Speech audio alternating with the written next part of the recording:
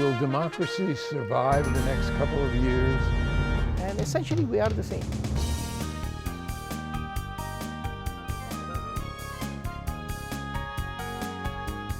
And there are so many needs that Minnesota has. What people are saying they need right now. Access to democracy is made possible by donations from the following organizations. Thomson Reuters, a global company with expertise and insight to unravel complex situations in the areas of law, tax, compliance, government, and media. Their worldwide network of journalists and editors keep customers up to speed on relevant global events. Thomson Reuters, the Answer Company. Crutchfield Dermatology, a full-service treatment center in Medi-Spa in Eagan. Their goal is to help you look good and feel great with beautiful skin. With service built around courtesy, dignity, and respect, Mayo-trained Dr. Charles Crutchfield personally treats each patient and is acknowledged as one of the nation's best physicians. Firefly Credit Union, with locations throughout the Twin Cities, has proudly served Minnesotans since 1925. Firefly guides its members forward by delivering customized financial solutions to improve their lives in all aspects of banking. Firefly Credit Union, they light the way with life illuminated. Edina Eye, Physicians and Surgeons, a division of Twin Cities Eye Consultants, has proudly served the Twin Cities for more than 55 years. Now in 7 convenient locations. Using the most advanced technology combined with human touch, Edina Eye offers comprehensive services for dedicated specialists committed to excellence with innovative procedures and expertise for the most advanced eye care. Welcome to Access to Democracy by Zoom. Welcome to Don Shelby, and it's such a pleasure. Don, hello. How are you, Alan? It's good to see you looking healthy. Well, we're trying to stay above the flow. And what can I tell you folks about Don Shelby? Probably the most popular media personality in the Midwest. Wow. Undoubtedly, probably the most awarded. Certainly the most talented. And on top of that, he's willing to come and step down to us to share with you. And it is a pleasure, Don. It always is. Thank you, Alan. It's a great honor for me to be a part of your program. Always is. Don actually hosted our 20th anniversary show not quite a year ago, 6-7 months ago, and that was an event. And looking at those books behind him, I just want you people to know that he has read over 90% of them and can quote from them probably 85% of them. The memory's beginning to fade a little bit, Alan, so it's maybe only 75%. Oh, okay. How has your life changed since January? Actually, very little, Alan, because I'm retired. And what has happened is that all of the things that I'm involved in, I have simply converted into a telecommunications system. So exactly what we're doing today is what I have been doing. So I'm set up to do big extravaganzas that used to be held in ballrooms for cystic fibrosis and for the Groves Academy, for Vocal Essence, for a number of other things that I'm working on, including fundraising for the Smithsonian Institution. They have to be done not face-to-face, but they have to be done this way. But I have been so comfortable for 55 years, maybe more, of being on television, in essence, communicating in exactly this way, that this has been a very little change for me. I'm allowed to spend more time at the house and be with my family more, which is a delight. Cook more. Be careful when I'm shopping. I don't go to the grocery store until 9:30 at night on Sunday evening, when there's only 2 people in the entire joint, including the people who are working there. And of course, you're masked. Oh yeah, and gloved. Yeah. And yeah, I haven't done the gloves quite as much, but I do the gloves quite a bit of the time, always masked. So Yeah. I may not do the gloves so much because of the most recent CDC research shows that which we were scared of about contact, how long the coronavirus lives on the COVID-19 coronavirus lives on surfaces has been adjusted somewhat, but we should still be careful. And I always care. I made within the first week of this pandemic, I had some 91 and 99% alcohol, isopropyl alcohol, and I had from some trips to the beach, I had a bunch of lotions. And so I made 40 bottles of antibacterial hand washing liquid. And good for you. I still have that. And one of the things I recommend is when you're wearing, if you do wear gloves, that before you take them off, you wash your hands with the gloves on, just like you would wash your hands with the gloves off, then take them off and sit them down to dry. But that's the way. You can't just take your gloves off, because if you put your gloves back on and it's contacted the coronavirus, then Right. you are not doing yourself any favors. So wash your gloves if you're going to reuse them.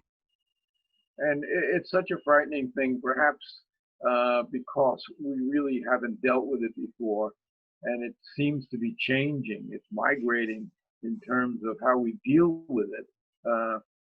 And certainly in some areas, like in Minnesota here, we are probably reaching the peak right around now. And that peak, according to what I'm reading, is I think over 18,000 people who have been infected by it. Yes, I think 780 deaths so far. But also a briefing from the White House earlier today and from the CDC, also out of the city of New York and the state of New York and Governor Cuomo. Great deal of information, but Minneapolis and Minnesota was singled out quite often as being a little bit on the rise, and they didn't expect to see that. No, but of course, it hit on both coasts first, and it's now coming to the middle of the country. And we were pretty fortunate in the beginning there, so that I guess it's to be expected, unfortunately. Yeah. Well, you say you were listening to the White House, but I hope in terms of some of the advice that you've gotten there, you're not following it. And certainly with the Lysol and the injections, etc., but following what the health experts have to say. I have not swallowed any Clorox for the longest time, and I have not taken hydroxychloroquine or any chloroquine products. There was just another article about that today. Yes. About adverse effects it has had on a lot of people, including heart.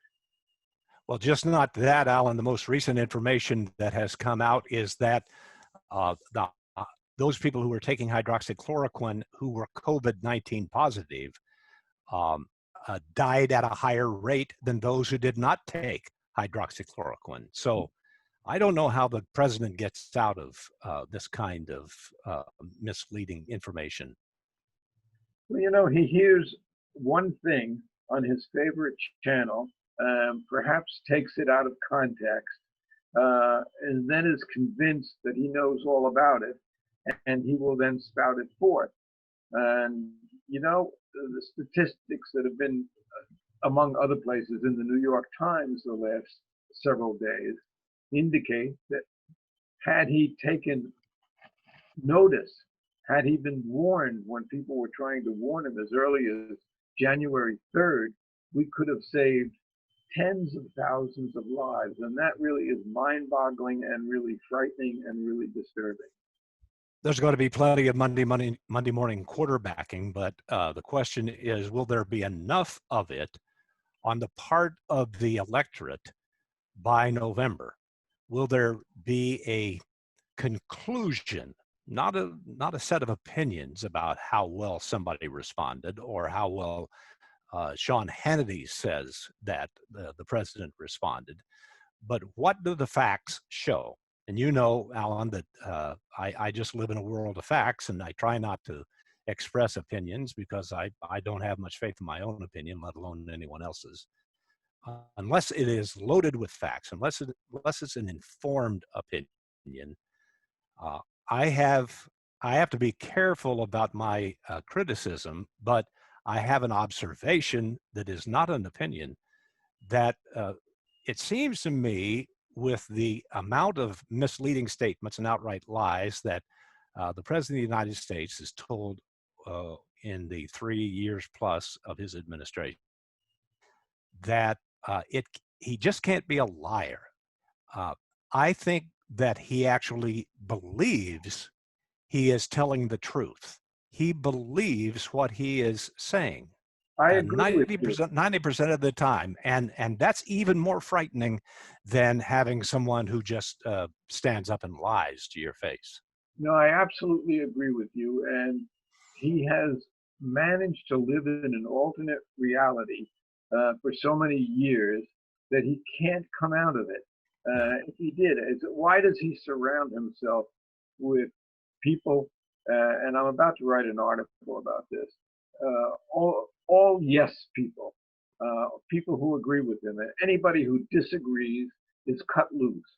Well, we've lost in the federal government some of the most experienced, talented people that we have, both in dealing with pandemics and other things, simply because he cannot tolerate anybody disagreeing with him. And what a dangerous thing that is. Well, it shows in high relief in the last week and a half with his dismissal of inspectors general. Those people are supposed to, they're hired to speak truth to power, to hold people accountable. And I think there may be some violation of constitutional law in his acts of firing these individuals without announcing cause. So you're exactly right. He just can't stand criticism, and that's why he doesn't like the press. I think it was 2 nights ago that Mark Cuban was on with Sean Hannity, and he said he was tired. He said he's going to vote for Biden. He had been supportive of the president, had been complimentary of some of his early work, including stopping the immigration of people from China early on by his measure, not early on by the national assessments, by the except those that play for the Detroit Pistons. Yeah, exactly right. And the 40,000 other people who were in Wuhan at the time who were allowed to come back, but stopped the commercial flights, and that he did. But Mark Cuban said that he was disturbed that the most powerful person on the planet, we often like to say the president of the United States, no matter who that president is always playing the victim card, is always acting like he's the victim of something, some conspiracy that the press is out to get him, the Democrats are out to get them. And it may be true because journalists are trained to ring the bell of alarm when there is a clear and present danger. So my question has always been, is the press, I would say the more liberal press, is in attack mode because it is scared to death of what it sees, the house on fire, in other words, and the other side is behaving, that is Fox News, is behaving as though Donald Trump is the greatest thing since sliced bread. I don't know the answer to that, but I have a sense that when I hear the people in the evening on CNN, for instance, when I hear Anderson Cooper or Don Lemon or Chris Cuomo, when I hear them speak, what I'm hearing is fear in the voice of the journalists. And when journalists get afraid, then I guarantee you that's going to be transmitted to the people. And it has been.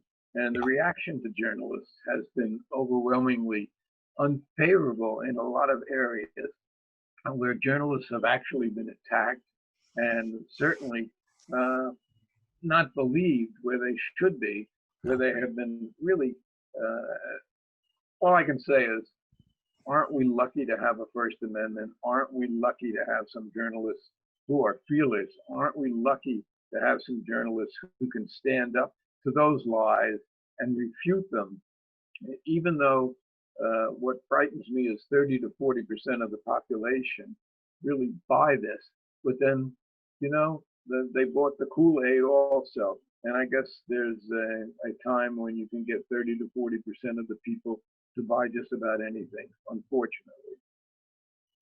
I don't blame the people who voted for Donald Trump at the beginning based on his campaign. His campaign seemed to say, you workers of America have been given a raw deal. You farmers in America have been given a raw deal.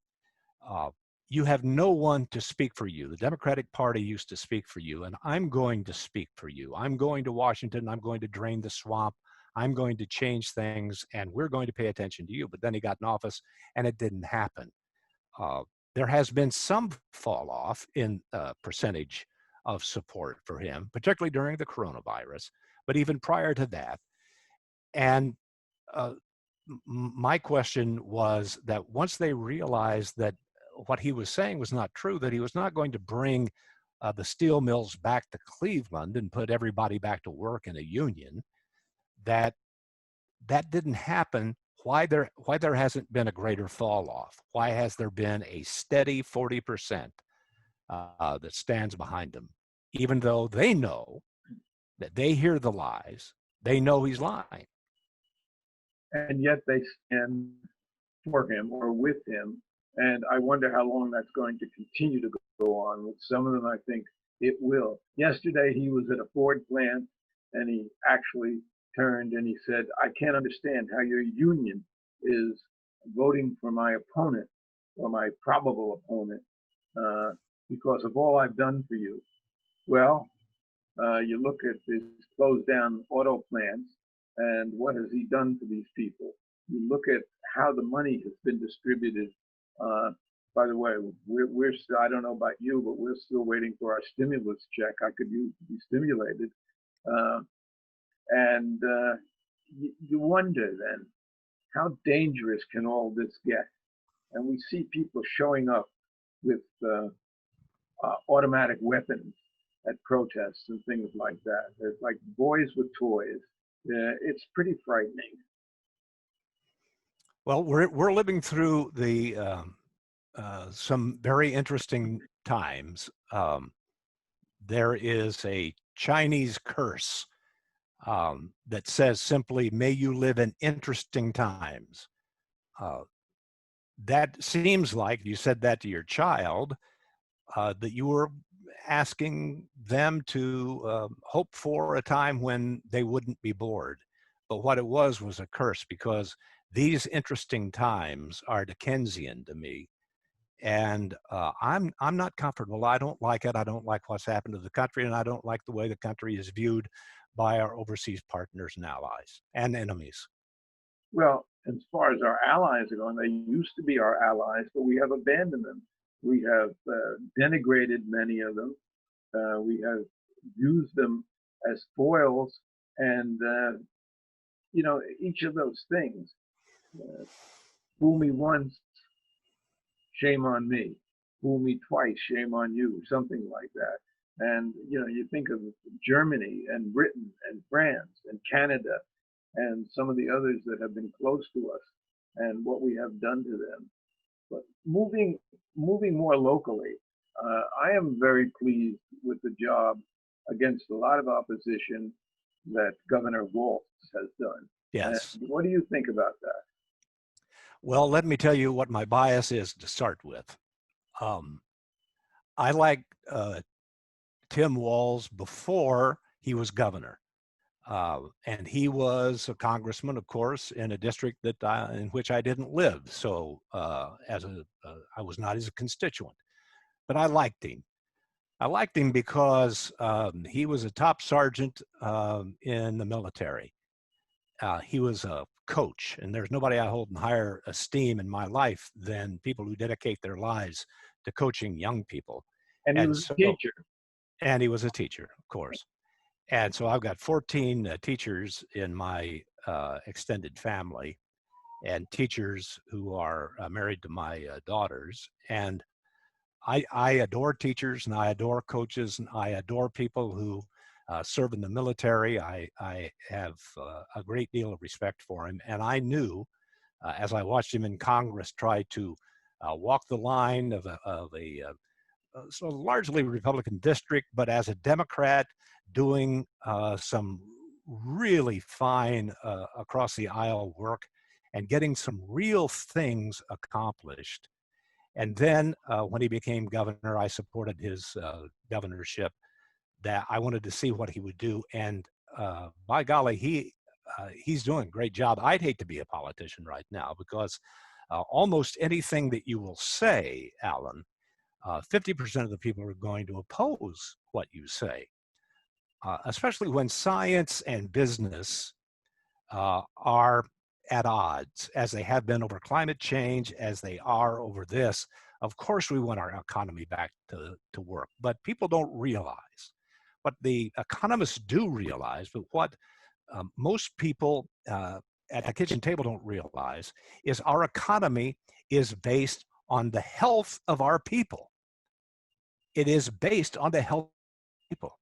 So you've got to start with a healthy population, a population that's not fearful.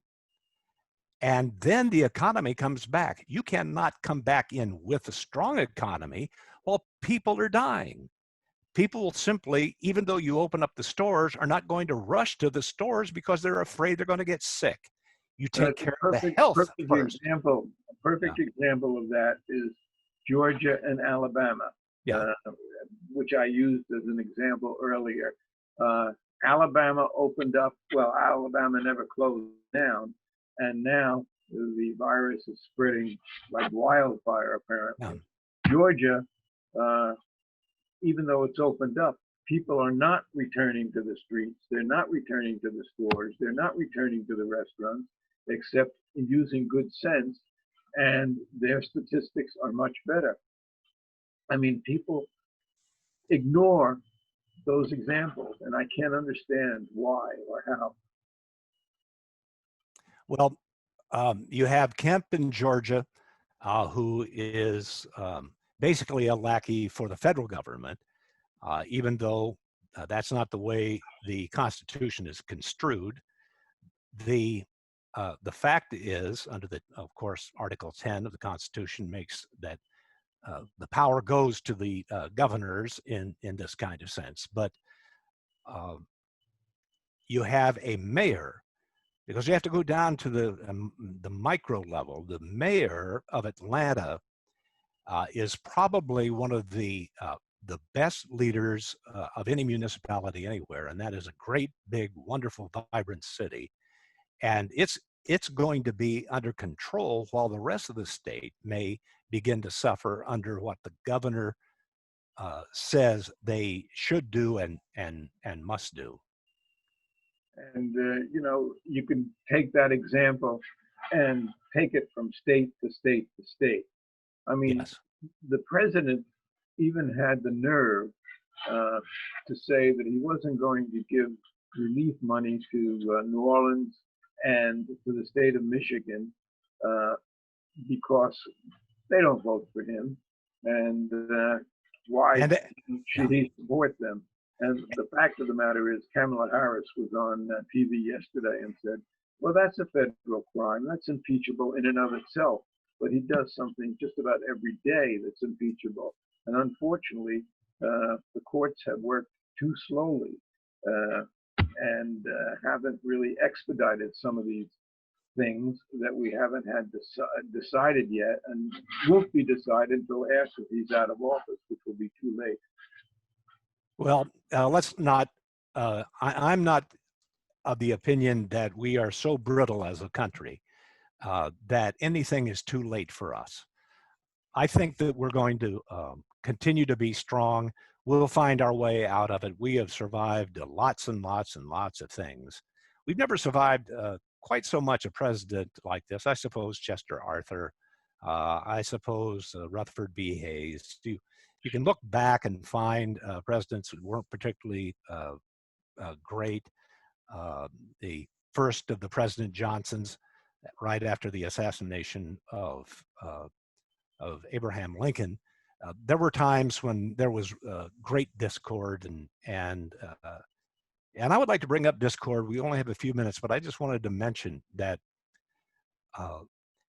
there was a book written that showed when the world went through pandemics and great disruption that seemed to be insuperable, that the next step after that was a great explosion of growth in society.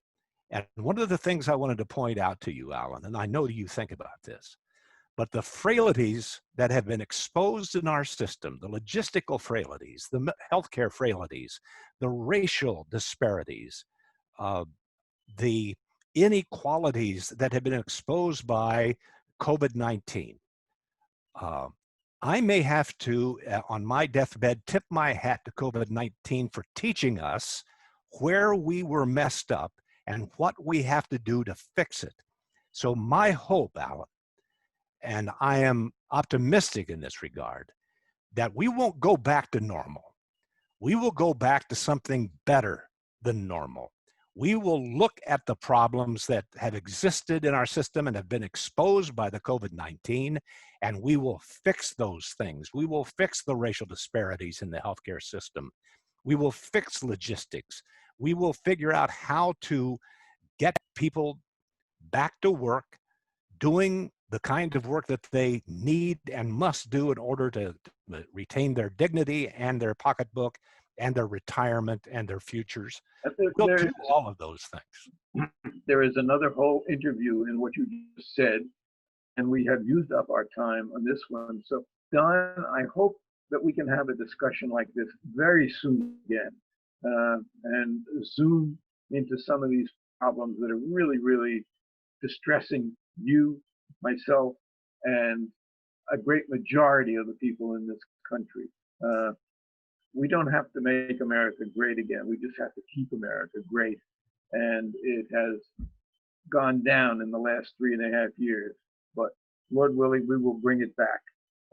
Don Shelby, always an education, a pleasure. And I hope we can do this again very soon. Anytime you call, Alan, I will answer the phone. I'll be here wherever you need me. You're one of the few that will answer when they know who's calling. Thanks again, Don. All right. Wash your hands now that you know how to. Okay.